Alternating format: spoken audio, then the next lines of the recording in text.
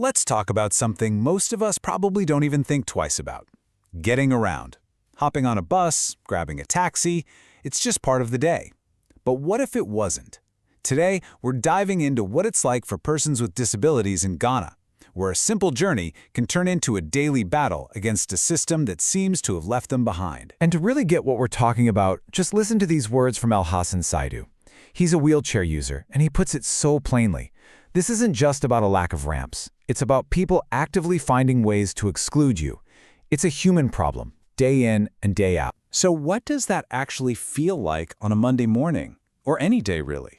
For so many, it's nothing short of a hellish commute. Let's go back to Alhassan. He's trying to get around Accra, a bustling city. The main way people travel are these minibuses called trotros. But his wheelchair, it just won't fit. No way. Okay, so what about a taxi? Well, a lot of drivers just see him and speed right on by. And those big state buses that you'd think would be more accessible, they don't even run in his neighborhood. It's like being stuck in a maze with no clear way out every single day. And look, this isn't just Alhassan's story.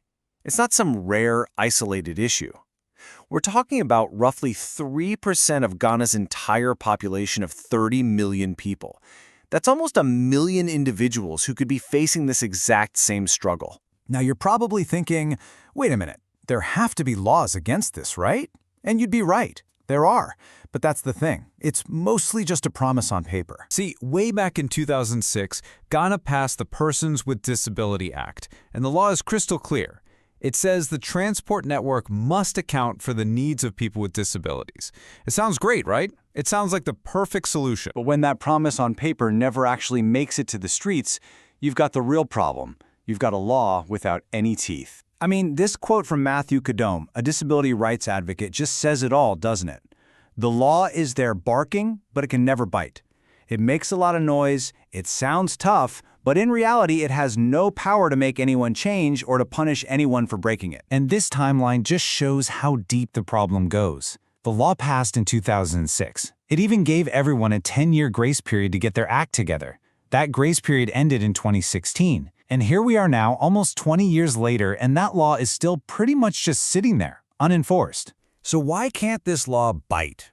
Well, it's missing a key ingredient. It's something called a legislative instrument, or an LI for short.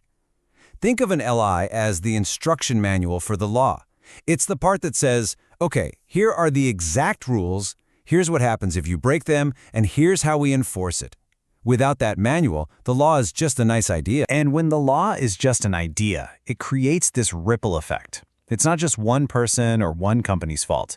It creates a whole ecosystem of afterthoughts, where accessibility is always somebody else's problem. So you end up with this domino effect. You've got drivers who are worried they'll lose money because other passengers won't want to wait. The transport unions basically say, hey, it's a numbers game, implying there's just not enough demand. And the ride-hailing companies, the modern tech solution, they've just completely overlooked this group of customers.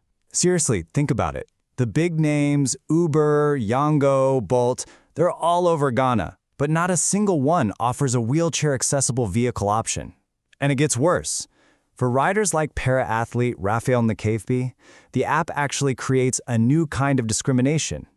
He says when drivers pull up and see him, their attitude and behavior change immediately. So what's the bottom line here? What does all this system failure actually cost a person? For Alhassan, it means he often has no other choice but to hire a whole taxi for himself, paying up to 4 times the regular price just to get to work or run an errand. It's not an inconvenience. It's a tax on having a disability. Okay, so this all brings up a really big question. Where's the government in all of this? I mean, they're the ones who wrote the law in the first place, but it seems like they're one of the biggest rule breakers. Lawyer and activist Felix Ntosu doesn't mince words. He says the public sector is setting a terrible example. The very transportation run by the state, the trains, the big city buses that should be the model of accessibility, they're failing to follow their own rules. And remember that 10-year grace period? That was the government's chance to lead the way. But by the time the deadline hit in 2016, the state itself hadn't really updated its own systems. The failure is sometimes so basic. On the few buses that do have reserved seats, they're often just taken by anyone, and there's no one there to enforce the rule. So, after all these years of promises and neglect, where do we go from here? Well, that leads us to the last part of this story, the fight for a ride. It looks like there are two main paths forward. On the one hand, the government says it's going to redo the act and finally create that all-important legislative instrument. But on the other hand, you have activists who are just done waiting. They say the law we have now, even if it's weak, has to be tested in court. They believe a lawsuit could be the only way to force the government to actually do something. And that leaves us with this one big, lingering question. It's been nearly 2 decades. 2 decades of a promise just sitting on paper. Is a courtroom really the only place this law will finally get some teeth and find its voice?